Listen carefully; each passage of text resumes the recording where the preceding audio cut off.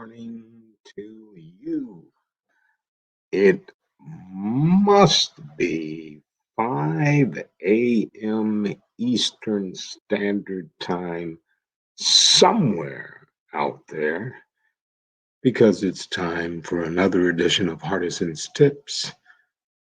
I'm your host, Brandon Hardison, President of Champion Strategies. Glad to be with you on this beautiful Friday, the 18th day of June. We're getting closer to the month. I hope you're reaching your goals and dreams. And tomorrow you should make it a great day.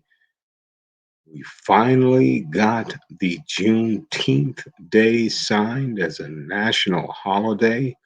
I've been telling dealers for years, for decades, to always have something special on Juneteenth Day, and many people did not know about this historical occasion. But now it's a federal holiday, so you'll be hearing more about it.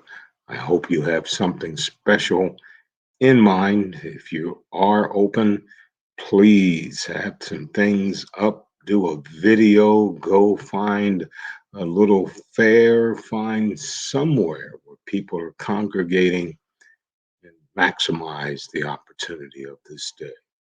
We do our tips for all of our brothers and sisters in different realms, whether it's major account, key account, up and down the street, in home sales, retail sales in general, and automotive sales. All week, I've been focusing in on what I think is a very important new position in the automotive industry, being a product specialist. But let's end the week helping out our brothers and sisters that are managers out there. And maybe you're new, maybe you've been doing it for a while, but my question is, how do you handle giving feedback? Whether it's one on one or to multiple of your team members, you as a manager, how do you handle it? Because one of the most important aspects of any manager's job is giving effective feedback to your employees. Unfortunately, many managers, it's a natural when it comes to dishing out praise, criticisms. If feedback isn't your forte, here's some things to think about. Picking your time and place. The purpose of the feedback is not to bully, but to encourage, to be helpful. When you do this, public praise or one on one praise to an individual one on one will go a lot for them, unless it's a problem behavior and it needs immediate correction. Still schedule some time to have a private discussion. Now, some of the discussion choices are based on personality traits. Remember, you interviewed them, you brought them on board. Hopefully, you did some type of assessment so you know more about their verbal, nonverbal, what they would do in certain situations. But telling someone that their mistakes are character flaws just shames the person without offering any corrective guidance.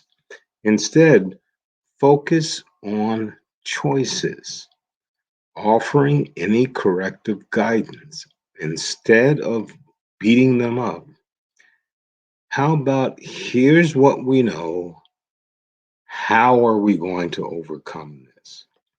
Give them an opportunity to tell you what they can and cannot do, and make sure you record the meeting so we can have the accountability trail starting to work. Also, don't ignore good behavior. It's easy to notice when employees are doing something wrong, But what's more difficult is staying alert to what's going on right. A little praise can go a long way forward, pointing someone who's struggling in the right direction. Plus, frequent positive feedback can make the occasional corrections for that employee easy to swallow. We always are looking for understanding. Some issues are clear cut, but others might require explanation. But don't make the mistake of lecturing an employee and then asking at the end, do you understand? Let's be real.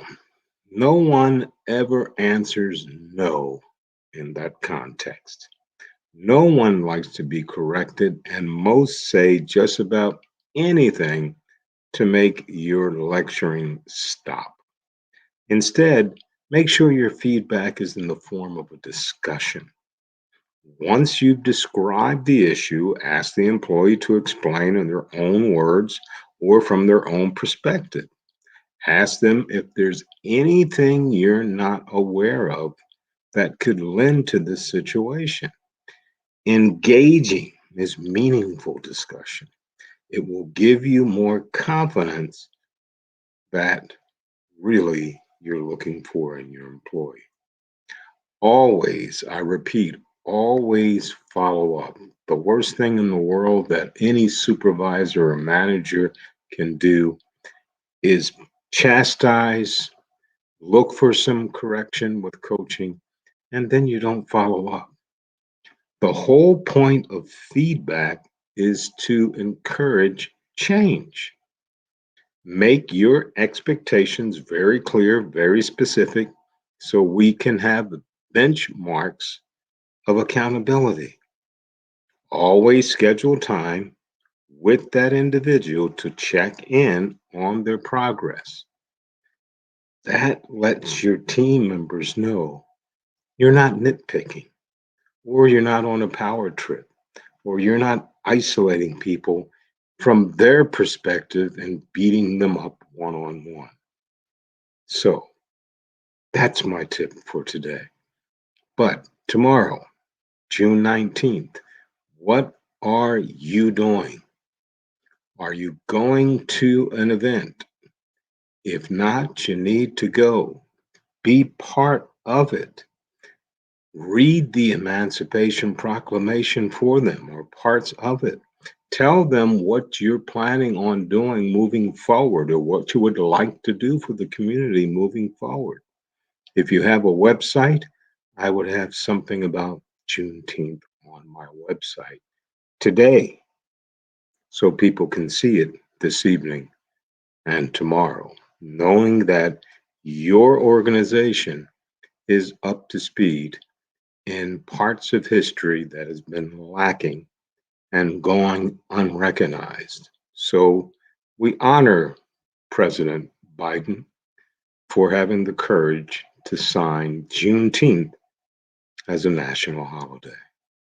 Once again, this is Brandon Hardison, President of Champion Strategies, with another Hardison's tip for today. And as always, in parting, you go out and you make it a champion.